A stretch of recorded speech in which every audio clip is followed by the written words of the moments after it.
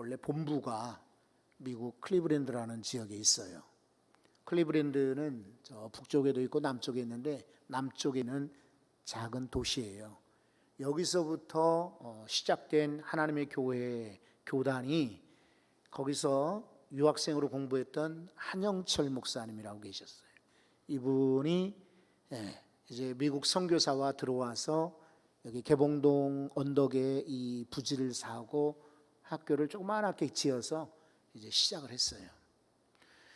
그때에 지금부터 한 30년 가까이 됐는데 이때에 처치 오브 갓 본부에서 출판국장, 교단의 출판국장 되는 목사님이 한국에 방문을 했어요. 그때에 한 70명 정도 이렇게 목회자들이 일주일 동안 수련을 받는 동안에 제가 한 강좌를 통역을 했어요. 그런데 이 목사님이 키가 굉장히 커요. 그런데 이렇게 하는 거예요. 일부러 이렇게 몸을 이렇게 숙여가지고 이러고 뒤로 허리를 뒤로 빼고 저랑 키를 맞추려고 감동을 받았어요. 또 한 번 이렇게 성경을 이제 인용을 하는데 제가 어느 성경인지를 지금 찾지를 못해가지고 막 뒤적거리고 있어요. 그랬더니 이분이 자기 작은 성경을 제게 가져다 주고는 손가락으로 가르치는 거예요. 여기다고. 또 한 번 감동을 받았죠. 그리고 이제 통역을 마치고 이제 자리에 앉으려고 하는데 이 목사님이 이렇게 하는 거예요. 저는 그때 처음으로 엄지손가락을 이렇게 세우는 엄지척, 이거를 처음으로 미국 사람한테 제가 받은 것 같아요. 부끄러워서 어쩔 줄 몰랐는데 이분은 저한테 잘했다고 칭찬하는 거예요. 강대상에서. 여러분, 이 오후 시간에 우리는 보약을 먹기 위해서 이 시간에 나온 건 아닙니다. 하지만 신앙생활 중에 나른해지고 또 습관화되고 또 혹은 내가 갈급할 때 오후 시간의 말씀이 보약이 되기를 바랍니다. 그래서 오늘 이 시간에 참여한 성도들에게 엄지척 한번 옆에 보시고 한번 해주세요. 훌륭하십니다. 보약 드시고 신앙의 힘찬 발전이 있기를 바랍니다. 이렇게 앞뒤로 인사들 한번 해보시죠. 장로님 하셨어요? 맞아요. 엄지. 옛날 생각이 나서 잠깐 말씀드렸어요. 저는 세 가지 오늘 복음을 말씀을 드리려고 하는데 첫째는 세례입니다. 여기 오늘 성경을 보시면 12절에 너희가 세례로 그리스도와 함께 장사되고 라고 합니다. 세례는 세 가지 의미가 있습니다. 하나는 그리스도인이 되었다라는 예식입니다. 그리스도인이 되었다. 그러니까 예수 믿고 그리스도인이 되었다는 것을 증거하기 위해서 세례를 받는 거예요. 예수님께서도 세례 받으셨고 예수님이 직접 세례 주시진 않았지만은 제자들이 나가서 세례를 주었습니다. 그리고 사도 바울은 가는 데마다 전도하여 믿는 자들에게 세례를 주었습니다. 빌립보에서는 간수의 가족들에게 그리고 루디아의 가족들에게 세례를 주었어요. 근데 오늘 여기 성경에 골로새 교회 너희들 성도들은 우리 초기에도 말씀을 드렸지만은 이 골로새는 원래 이렇게 실크로드가 지나가는 그런 길목에 세워진 옛 도시입니다. 우리나라 지도로 보면은 서남쪽 정도 되니까 서울을 만약에 기점으로 한다면은 평택 정도라고 생각하시면 돼요. 근데 내륙에서 조금 160km 정도 지중해 해변에서 들어간 내륙 도시입니다. 그러다가 기원전 100년 전에 이곳에 라오디게아라는 도시가 새롭게 신도시로 개발이 됩니다. 그래서 상업의 모든 부분 또 관공서들이 골로새에서 라오디게아로 빼앗기게 됩니다. 게다가 또 삼각지점에 골로새가 아래쪽에 있고 위에 라오디게아가 있으면 이쪽에 한쪽에 이번에는 히에로볼리라는 그런 도시가 또 만들어지게 됩니다. 그러니까 자연히 인구가 새로운 도시로 빠져나가고, 또 인구가 나가니까 공장도, 그 당시에는 콜로니시움이라고 하는 검붉은색, 여러분이 앉아있는 의자보다 더 빨간, 짙은 빨간색 콜로세미움이라는 그런 천 염색이 아주 유명한 곳이 이 콜로세였어요. 왜냐하면 라이쿠스라고 하는 이런 강이 이렇게 흘렀는데, 이 강가에 이 강물을 가지고 이 광산 같은 데서 나오는 빨간 그런 염료를 가져다가 흰 천에다가 물들이고는 강에, 라이쿠스 강에다가 이렇게 빨아서 넣으면은 이게 유명한 붉은 천이 되는 거예요. 근데 로마 시대 때에는 귀족들이나 돈 많은 상인들, 왕족들은, 또 원로원에 있는 그런 귀족들 있죠, 이런 이들은 빨간 천을 좋아했어요. 그래서 다들 빨간 천으로 옷을 해입는 것을 영광으로 알았는데, 그러면 이 빨간 천이 제작되는 곳이 여기저기 있는데 그 중에 제일 유명한 곳이 골로새였습니다. 염색 도시로 유명했어요. 그러니까 여기서 제법 돈을 벌었는데 신도시들이 생김으로 빠져나가고요. 게다가 AD 17년 그리고 60년, 17년이면은 예수님 바로 사역대이겠죠. 그리고 60년대에는 네로 황제, 유명한 핍박하던 네로 황제가 로마를 다스리던 그런 때였습니다. 이때에 지진이 2번이나 일어나게 됩니다.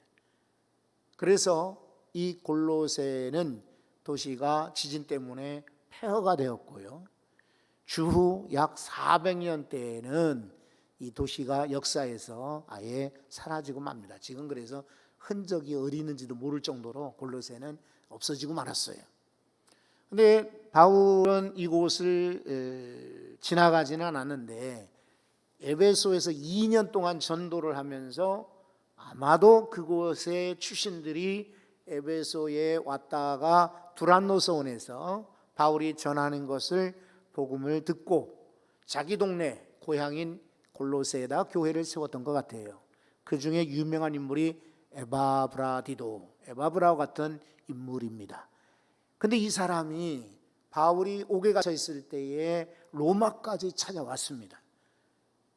와서는 바울 선생님에게 자기 고향 교회인 골로새 교회의 이야기를 전해주는 거예요.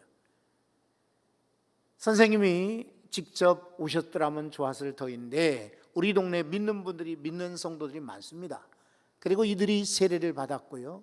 그리고 참 신앙생활 잘하고 있는데 문제가 있습니다. 첫째는 여전히 헬라 철학에 영향받은 영주주의자들이 이 교회를 움직이고 막 이렇게 저렇게 소란하게 합니다. 그리고 또 하나는 그 신비주의 사상들이 교회를 어지럽히고 있습니다. 게다가 유대인들, 이 바울 사도는 유대인이지 않습니까? 에바브라는 헬라인이고요. 그러니까 로마의 감옥에 있는 이 유대인, 이 바울에게 걱정을 늘어놓는 거예요. 유대인들 가운데 많은 사람들이 아직도 율법이나 초하루 절기들을 왜 안 지키느냐고 그렇게 야단을 칩니다. 그러니 교회가 지금 굉장히 시끄럽고 어렵습니다. 이런 보고를 하는 거예요. 바울이 그 얘기를 듣자마자 곧 펜을 들어 쓴 것이 바로 이 골로새서거든요. 그러니까 너희가 세례를 받을 때에 그리스도와 함께 죽었지 않느냐라고 바울은 세례를 강조하고 있습니다. 그런데 왜 세례가 복음이냐면 쟤는 그리스도인이 되는 표지이기 때문에 그래요. 그리고 두 번째는 외적으로 신앙 고백하는 거예요. 지금은 세례 받는다고 뭐 밖으로 이렇게 자랑하고 떠들지는 않습니다. 그리고 예전 같은 그런 세례 받을 때 감동도 별로 없는 것 같습니다. 근데 옛날에는요, 세례 받는 데가 얼마나 감동이고, 그리고 집안 식구들이 다 같이 예전에 그분을 전도했던 다른 교회 갔던 사람들까지도 와서 축하하던 게 세례 예식이었습니다. 그리고 세례는 다른 외적으로 나는 이제부터 하나님의 자녀예요 라는 신앙 고백이었어요. 그런데 여기에 한 가지 더 세례의 중요한 의미가 있는데 다시 한번 12절을 보십시오. 12절 보시면은 세례로 그리스도와 함께 장사되고 또 죽은 자들 가운데 그를 이긴 하나님의 역사를 믿음으로 말미암아 그 안에서 함께 일으키심을 받았느니라. 세례는요, 여기 성경 12절에 소개하는 것처럼 첫째는 죽는 거예요. 죄에서 죽고 나에게서 죽고 세상에 죽고 모든 내 욕심에서 다 죽는 것이 세례예요. 그리고 주 안에서 다시 일으킴 받는 것, 일어나는 것, 살아나는 것이 바로 세례입니다. 여러분, 그래서 세례는 복음이에요. 누구든지 그냥 겉모양으로 나 예수 믿는 사람이에요 라는 신용으로의 세례가 아니라 그리스도와 함께 나는 죽었습니다. 실제로 죽어야 됩니다.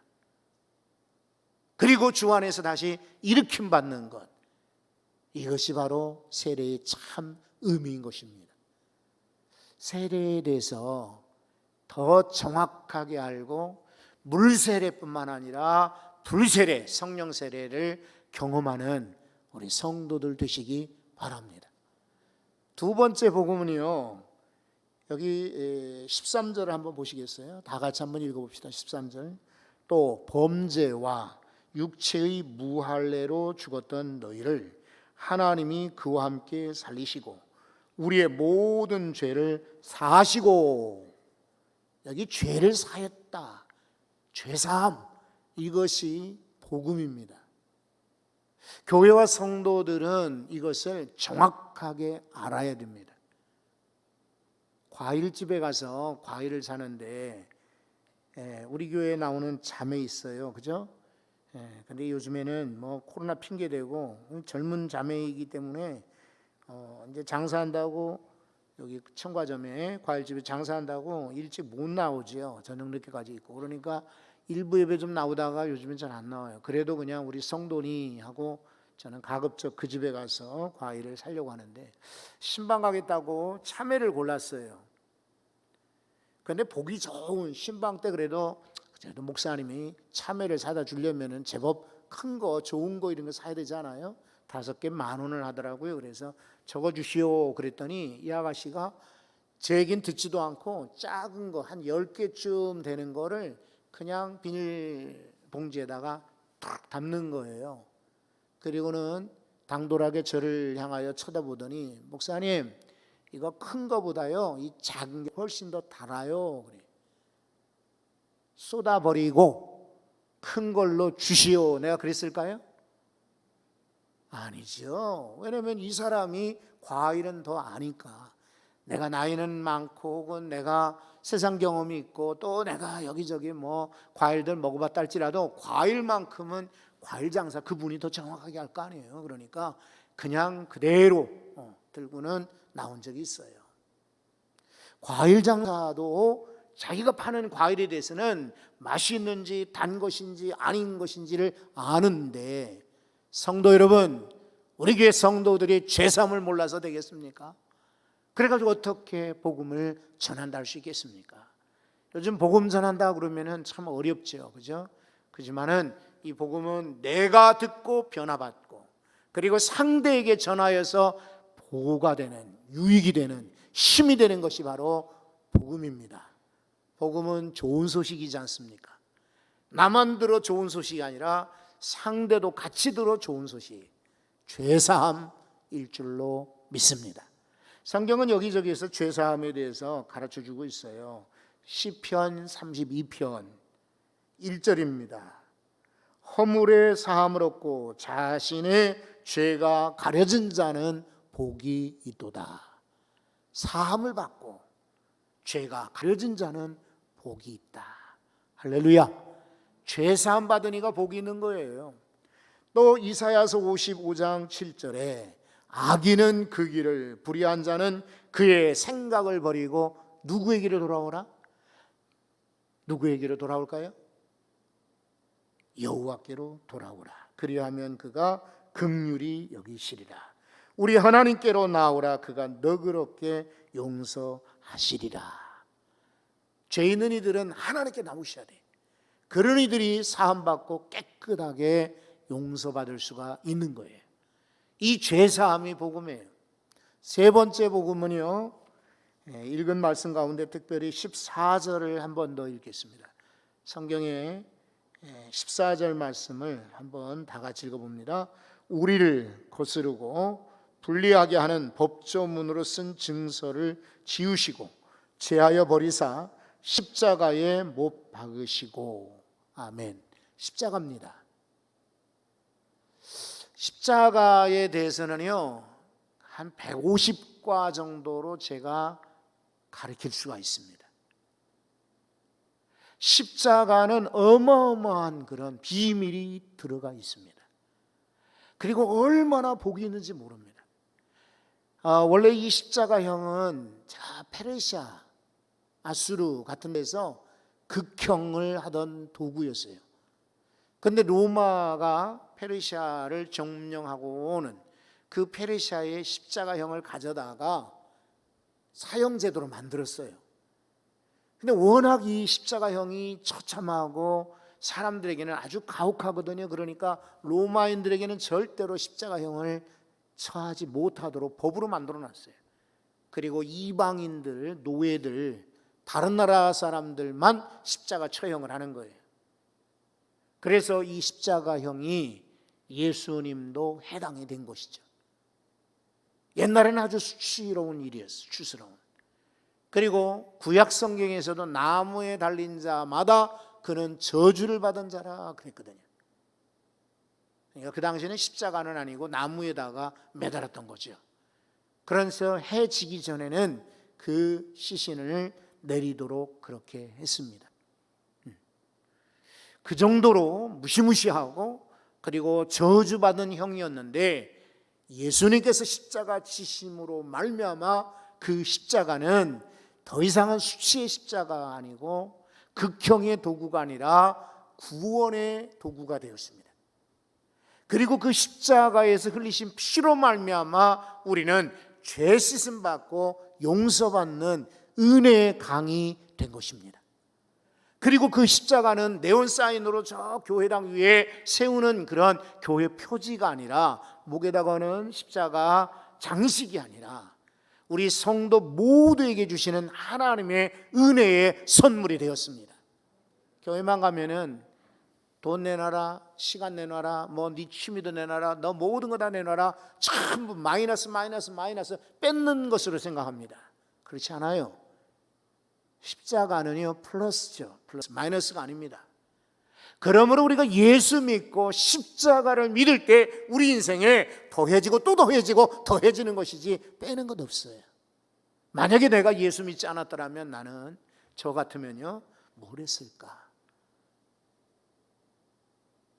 그냥 뭐 제가 학교 교사가 희망이었으니까 학교 교사를 했거나 아니면 장사하든지, 우리 집안이 장사하던 집이었으니까 장사하는 일로 아마 일생을 마쳤을지도 모르죠. 근데 십자가를 믿고 십자가의 은혜로 말미암아 제 인생이 바뀌었어요. 여러분의 인생도 십자가를 통하여 바뀌고 변화되기를 소원합니다. 이미 변화되셨죠? 그러나 또 변화하고 또 바뀌고 또 달라지는 역사, 이것이 바로 복음이 아니고 뭐겠습니까? 마틴 루터는 1518년 하이델베르크 논쟁에서 우리가 자랑하는 신학은 오직 십자가 신학이다. 독일 말로 크로스 솔라 에테 노스트라 테올로기아. 오직 솔라, 오직 크로스, 바로 십자가를 말합니다. 이거야말로 노스트라 테올로기아, 다른 것이 아니라 참 신학이라는 거예요. 그러니까 마틴 루터는 원래 신학자였고 다양한 학문, 이 사람 법률에도 능하였고 그리고 독일어 이렇게 말도 국어 사전을 만들 정도로 유명한 사람이고 그리고 찬송가도 150곡 이상 지을 정도로 음악에도 조예가 있는 사람이었고 원래 신부 출신이라 기도에도 경건 훈련에도 아주 뛰어난 사람이었고 대학교 비텐베르크 대학의 교수였기 때문에 학문에도 뛰어난 사람이었어요. 자랑할 것이 많은 사람이었어요. 그런데 이분이 말하기를 내가 자랑할 것, 오직 우리의 신학은 십자가 신학뿐이다. 이렇게 선포했어요. 니체, 회의주의자, 철학자 니체가 이런 말을 했어요. 오늘날 모든 기독교 어휘 체계에 대하여 무감각해진 사람들은 십자가에 달린 하나님이라는 이 파라독스를 전혀 이해하지 못하고 아무것도 느끼지 못한다. 오래전 사람인데도 십자가에 대해서 그 당시 성도들이 무관심한 것을 질책하는 그런 말을 했어요. 여러분, 제가 참 기가 막힌 이야기를 하나 우리 친구에게서 들었는데, 우리 친구들 중에 열심히 있는 친구들이 재미난 이야기 있으면 이렇게 막 올려줘요. 이 친구가 설교를 했는데 성도들이 반응이 좋아서 동기들에게 보낸다고 여러분의 교회에서도 한번 테스트를 해보래요. 이 이야기를 할 때 성도들이 절반 이상 웃는 교회는 그 교회는 정신적으로 심리적으로 아주 건강한 교회라네요. 긴장하고 이야기를 들어보세요. 어떤 사찰에 뒤에 텃밭이 있는데 꽤 규모가 큰 사찰이나 봐요. 그러니까 공양, 식사하는 인원이 많았기 때문에 이 승려들이 뒤에 나가서 젊은 학생들과 함께 농사를 열심히 지어야 했습니다. 왜냐하면 그래야 절에 찾아오는 손님들 공양을 다 해줄 수가 있으니까요. 그런데 한 해에는요, 멧돼지가 나타나는 거예요. 그것도 일가족이 나타났대. 그래서 이 멧돼지 때문에 기껏 농사졌던 옥수수밭이 엉망이 되고 뭐 무밭, 배추밭이 엉망이 되는 거예요. 콩밭이 엉망이 되고. 그러니까 아주 골치 아픈 겁니다. 그래서 사찰에 교역자 회의처럼 승려 회의를 연 거예요. 열면서 자, 이거 어떻게 하면 좋을까? 그랬더니 한 사람이 말하기를 이거 군청에 의뢰를 합시다. 그러면 군청에서 포획꾼들, 메뚜기 포획꾼들이 와서 이제 잡아갈 테니 요청을 합시다. 그러는 거예요. 근데 그 중에 우리 교회 장아무개 씨 같은 좀 성격이 아주 급한 사람이 나타나서 하는 말이 아닙니다. 우리가 사냥총을 하나 구입을 해가지고 멧돼지를 탕탕탕탕 쏴주면은 멧돼지들이 절대로 못 올 겁니다. 이렇게 제안을 했어요. 그러니까 아이고 우리가 살생을 할 수 없고 그거는 그냥 지나갑시다. 그랬더니 한 젊은 승려 한 사람이 이런 제안을 하는 거예요. 우리 자 멧돼지가 올 만한 데다가 구덩이를 파놓고 그리고 거기다가 멧돼지 좋아하는 그런 먹잇감들을 놔뒀다가 멧돼지를 유인을 합시다.